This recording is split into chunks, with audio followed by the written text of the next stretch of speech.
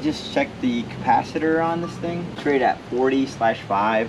On the compressor side of things, it looks like it's reading 38. So that's good. We want it to be within 10% of its original rating. And then we'll check the fan side, and that one's rated at 5, and it looks like that's pretty low. That's reading 3.2.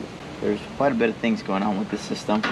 It needs a hard start kit. Now it needs a new capacitor out here as well, and it also needs a blower capacitor inside. And a little bit ago when I turned this thing off, the compressor didn't want to kick on. So we'll see here in a few.